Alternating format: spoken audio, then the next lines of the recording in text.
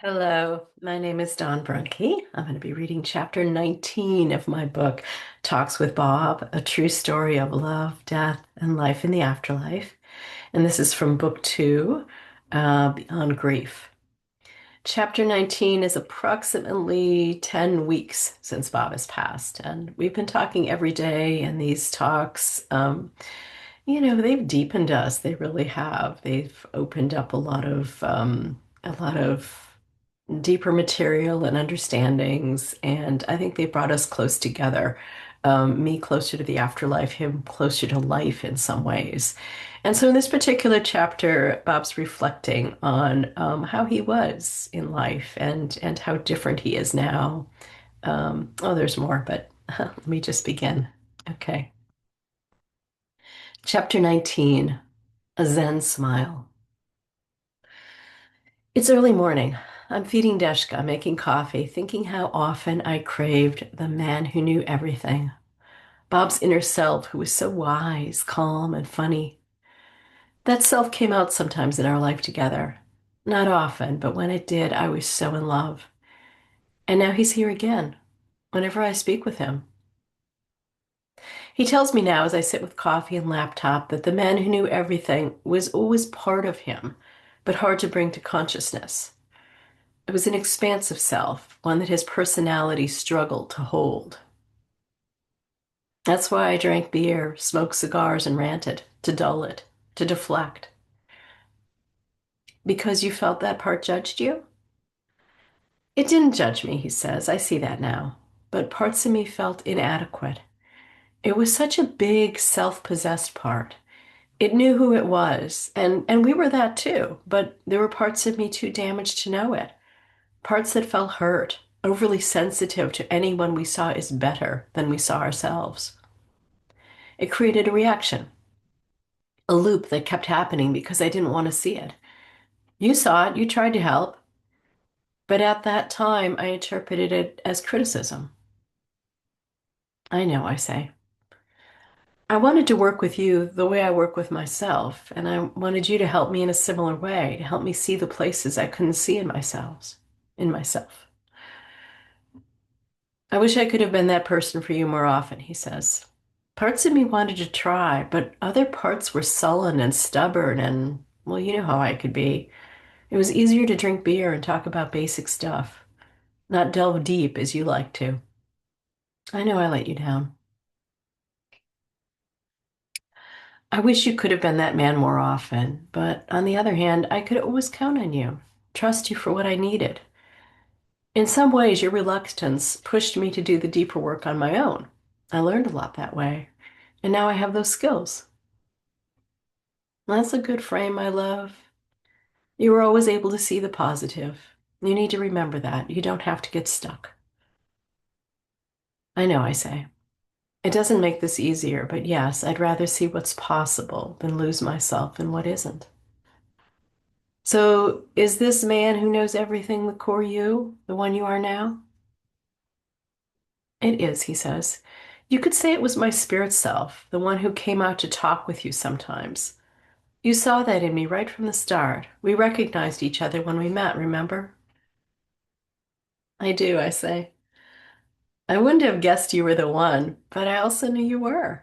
That was 35 years ago. Our marriage 1 year later. And now our 34th anniversary is almost here. Maybe that's why I'm so sad lately, but also so open. This whole thing has cracked me open. And now, speaking to the spirit self who is you, I'm so in love. It seems very unfair that you're not physical right now. Suddenly we start to laugh. Why are we laughing? I asked through my tears. Why did we do this? Because we set it up this way, he tells me. And when we did, we both knew we'd ask, why did we do this? Because that's who we are. We both like a challenge. There's something about being together, but also a part that is, well, this sounds strange, but it makes you feel very alive, doesn't it? I'm not sure alive is the word I'd use, I say. The together yet apart thing is definitely strange, but just as this cracked me open, it's also helped me become more discerning. It's like I'm seeing more clearly beneath the surface and in between as well. There's a peculiar, exquisite feeling in loving you this way. Could it be the same if you were still alive? Sometimes questions beget questions, he says. That's part of what we are exploring in this life and afterlife.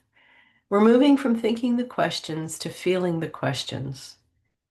And when you feel the questions, you begin to feel the answers because they're the same.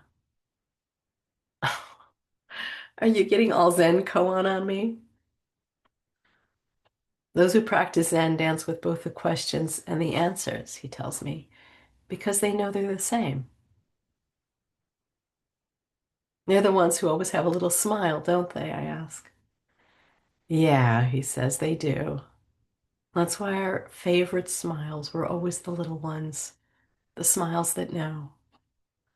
Much of our life together was about finding that in each other, sometimes succeeding, sometimes not.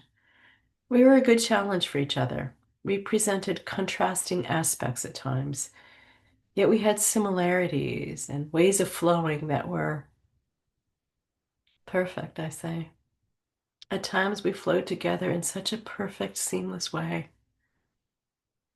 Yeah, he says, and now, because of my death, my afterlife, our talks, you are cracked open, as you say. You know more about yourself and who you are, and you're ready for something new. Me too. Our talks have quickened me. You were there for me when I really needed it, even though I didn't know I needed it. And now I'm here for you. We've always had this connection. It's happened over many lifetimes. We've partnered many times and have woven deep trust. I had a question this morning while dreaming, I tell him. Is the mountain you're going to explore a metaphor? Is the mountain you're going to explore a metaphor or an actual place? Actually, that wasn't the exact question. I can't quite remember, but it spoke to the core of your exploration. It's also the core of your exploration, he tells me. The question is the answer. And you're a bit afraid to see that, right? Yeah, I say. I almost don't even know what I'm asking, but it feels important. We're both moving into the future, he says, and that future is open to many possibilities. Do you remember your dream? Well, now I do, thanks. It was short and dark. You were with me in a desolate place, gray, shadowy. You were showing me a huge black building with strange angles, triangular shapes jutting out. It felt foreboding, like there were secrets and nefarious plots inside. But you told me there was also light. And when you said that, I saw it. A few rooms glowed from within, and the people inside were holding the light. Yeah, he says. That's one possible future. And if it happens on Earth, it reverberates in the spirit world and in other worlds too. That's why many beings are helping now, supporting, encouraging. That's what your mom is doing, helping send in people who remember and want to help. But there's also a dampening, a dark heaviness that hasn't yet lifted. It's all the stuff people don't want to see about themselves, and it's growing. The more people resist, the stronger it gets.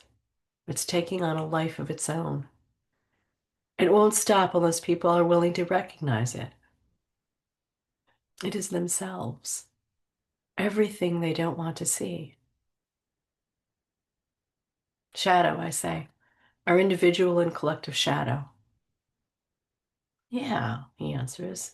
You often talked about that, and I didn't get it. The man who knew everything did, and trying to explain it to me. Eventually, I started to understand, remember? I do. You deepened in your last year. You surprised me sometimes. I love that.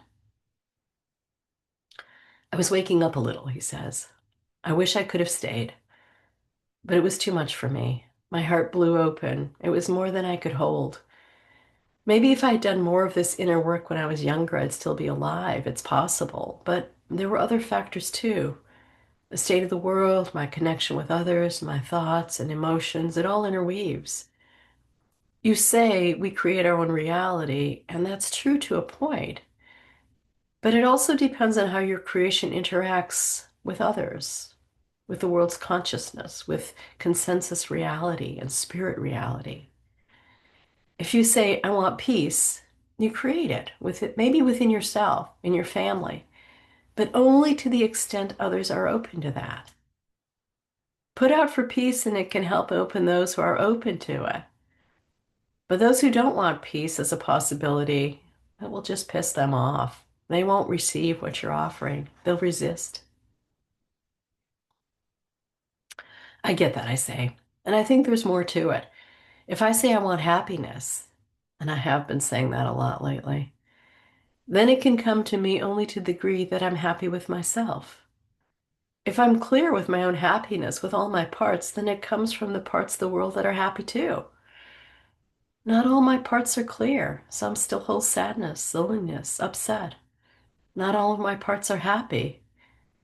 So when I see others who are happy, it annoys me. I want to slap them for being happy. When that's really what I want for myself. It's crazy. Welcome to my old world, he says. You were always trying to explain that to me. I thought you were a little new age cuckoo, but you were seeing a truth. You were trying to explain it and understand it too. Now we're here, and all the worlds are quickening. Do you feel that? Yes, I say. Even before you died, I felt the acceleration, and now even more. So, what do we need to know about this, about our part in creating the future? Good question, he says. And the answer is already inside it. I'm remembering the vision from yesterday. The angel who asked if I wanted to drink the water of forgetting or go on the long hike up the mountain. I chose the mountain. Is that what you're doing too? Is your mountain the same one I'm headed toward? You see clearly, he says. That's what we're doing, each in our own way.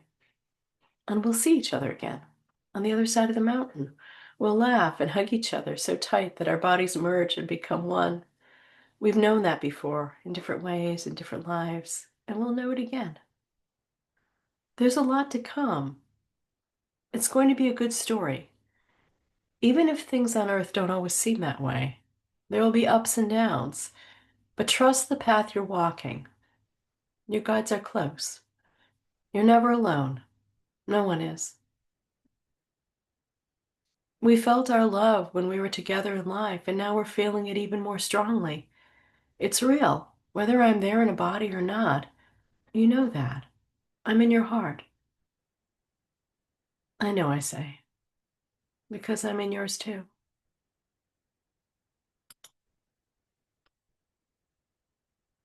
Okay. I don't think I need to explain that chapter, huh? It's just what it is, reflections of who we are, who we were, where we're going, and that the answer is in the question. All right, hope you enjoyed. Links to my website, to the books, to the channel, all below in the description. All right, more to come. Thanks for listening.